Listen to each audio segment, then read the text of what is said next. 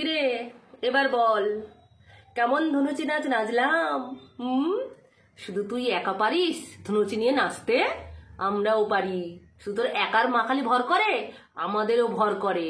দেখ কালকে বলছিলিস না কমেন্ট করে, কই আমার মতো ধনুচি নিয়ে নেচে দেখাও দেখি।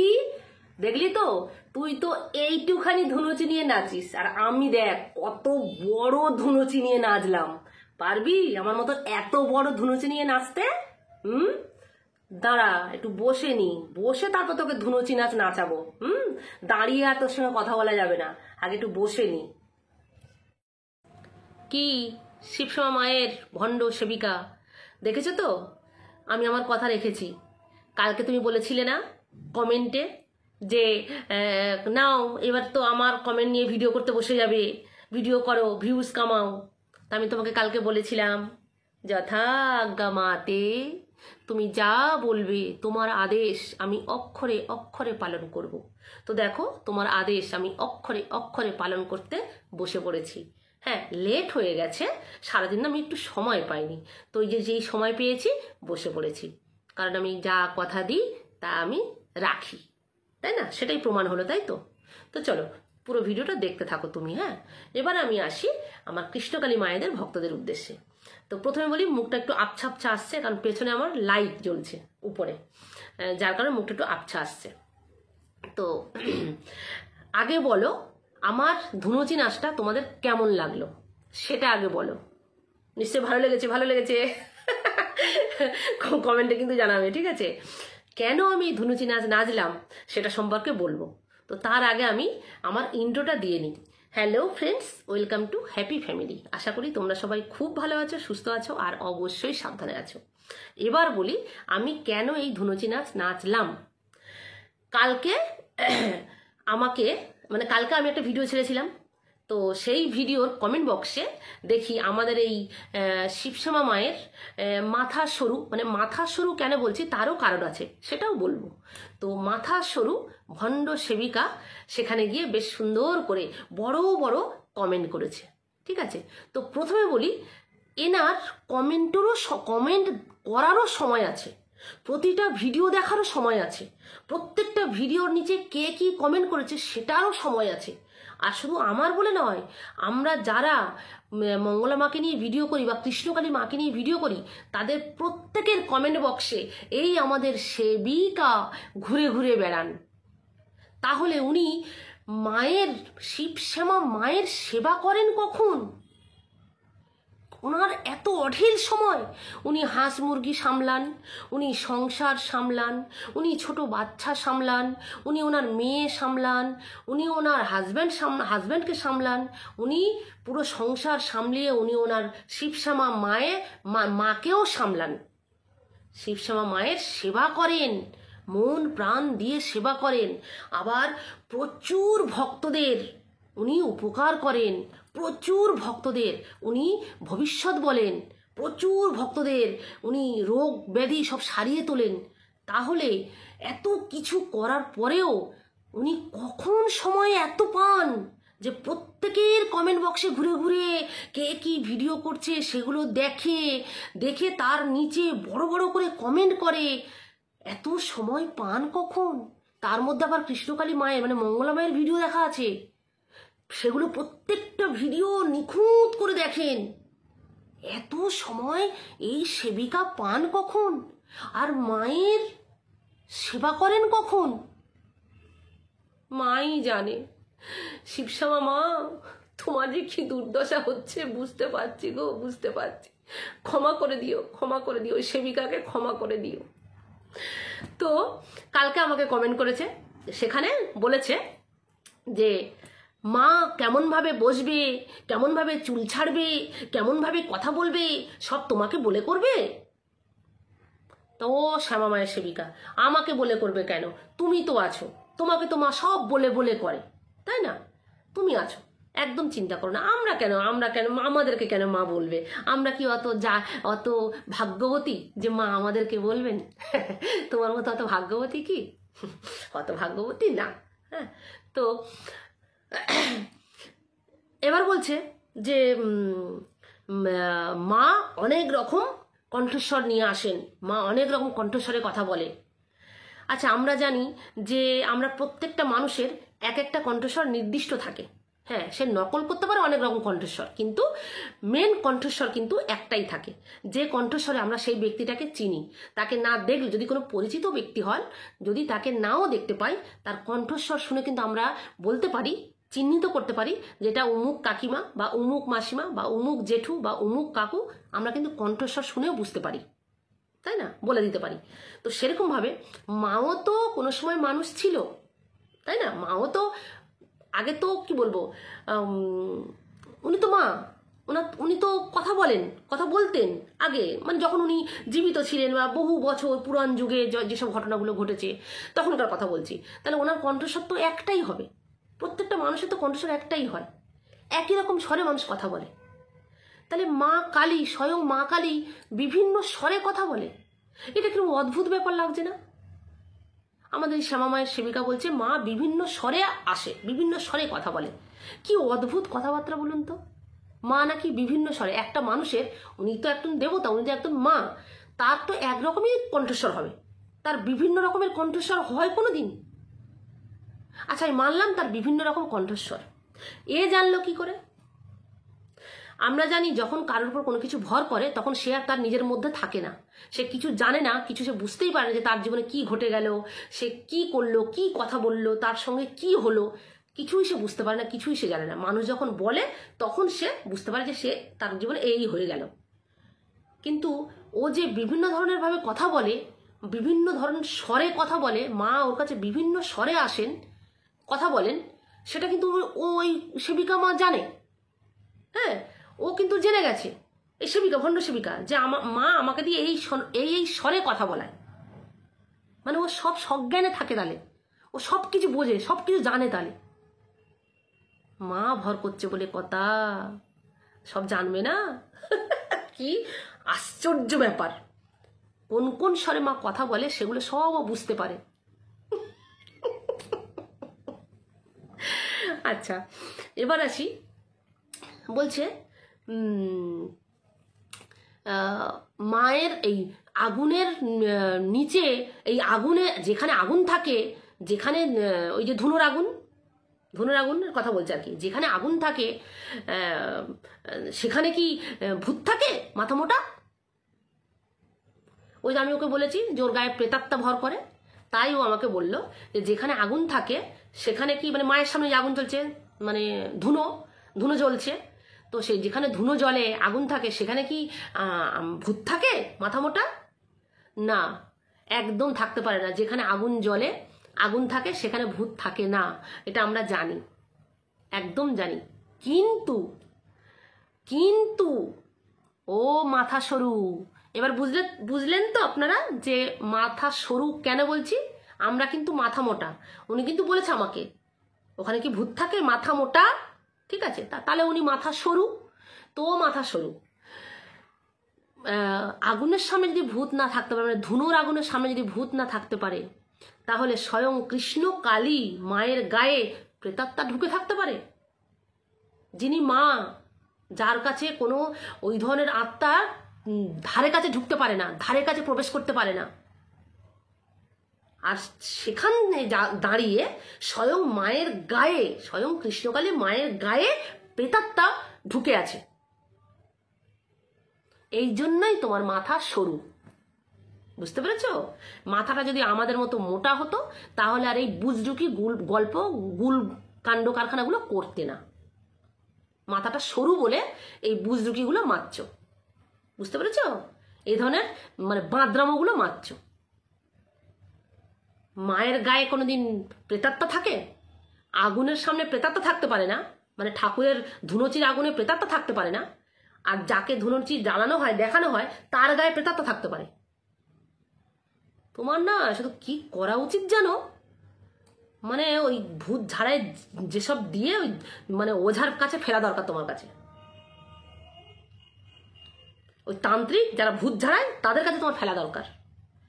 তোমার শরীরে যে ভূত মানে প্রেতাত্মা ভর করে আছে, আচ্ছা মতো ঝাড়িয়ে বের করে দিত।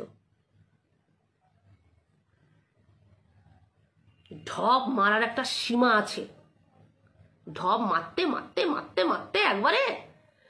আচ্ছা এবার বলি, এবার বলছে যে ওই ধুনুচি নিয়ে নেচে দেখাও না, মুখে ধুনুচি নিয়ে নেচে দেখাও।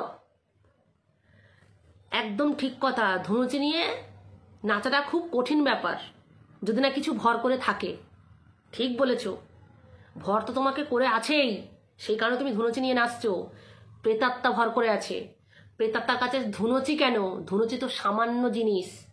প্রেতাত্মা যখন কোনো ওঝা প্রেতাত্মাকে ছাড়ায়, যখন যদি কারোর গায়ে কারোর শরীরে প্রেতাত্মা ভর করে, হ্যাঁ, ভূতে ধরে, তাহলে সেই যখন যারা গুণিন যখন ছাড়াতে আসে, তখন যখন ভূত গায়ে থেকে ছেড়ে যাওয়ার অবস্থা হয়, তখন যেটা শোনা কথা, এটা শুনেছি, আমি নিজের চোখে দেখিনি, নাকি বলে যে তুমি ছেড়ে যাচ্ছ, ভূতকে বলে ওঝা বা গুণিন, এই তুই ছেড়ে যাচ্ছিস, কি চিহ্ন রেখে যাবি? তুই যে চলে যাচ্ছিস তার তো প্রমাণ দিবি যে তুই চলে যাচ্ছিস, তো কি প্রমাণ দিয়ে যাবি?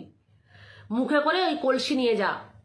তো ওই জল ভরা কলসি, একটা কলসিতে কম জল থাকে না, তো সেই ভরা কলসি, জলে ভরা কলসি মুখে দাঁতে, এই দাঁতে করে ধরে নিয়ে, সেখানে একটা মানে মানুষ থাকে, হয় ছেলে না হয় মেয়ে, ঠিক আছে, তার এত শক্তি এসে যায় যে সেই দাঁতে করে সেই জল ভরা কলসি নিয়ে নাকি সে নাচতে নাচতে ছুটে গিয়ে পড়ে যায়, মানে ভূত ছেড়ে চলে গেল। যখন দাঁত থেকে কলসি পড়ে গেল তখন মানে তার শরীরে ভূত নেই, ছেড়ে চলে গেল। এটা শুনে এসেছি। আবার কোনো কোনো ভূত আছে, যেমন তুমি বলছো না যে মায়ের এক এক রকম স্বর আছে, মা এক এক রকম স্বরে আসে, তো সেই রকম ভূতও এক এক রকম চিহ্ন রেখে যায়। কেউ ধুনুচি মুখে নিয়ে নাচে কোনো ভূত, কেউ ভরা কলসি মুখে নিয়ে নাচতে নাচতে ছুটে চলে যায়, আর কোনো ভূত গাছের ডাল মরমর করে ভেঙে দিয়ে যায়, আবার কোনো ভূত যাওয়ার আগে ওই মুখে জুতো দাঁত দিয়ে কামড়িয়ে নিয়ে ছুটে চিহ্ন রেখে যায়। তা তোমারও অবস্থা ওই দুদিন পরে ওই লাস্টের মতো হবে, শেষেরটার মতো, ওই জুতো মুখে নিয়ে ছুটতে হবে। বুঝতে পেরেছ? তো সত্যি বলেছ, সবাই মুখে নিয়ে সবকিছু করতে পারে না, একমাত্র প্রেতাত্মা ছাড়া। ঈশ্বর কোনোদিন মুখে নিয়ে কিছু করে না। মা কালী, স্বয়ং দেবতারা কোনোদিন মুখে করে নিয়ে কোনো কিছু চিহ্ন, মানে কোনো ক্ষমতা দেখায় না। ধুনুচি হাতের জিনিস, মুখে উঠছে কেন? মা করছে না, প্রেতাত্মা করছে, প্রেতাত্মা। এটা প্রেতাত্মার কাজ। বুঝতে পেরেছ?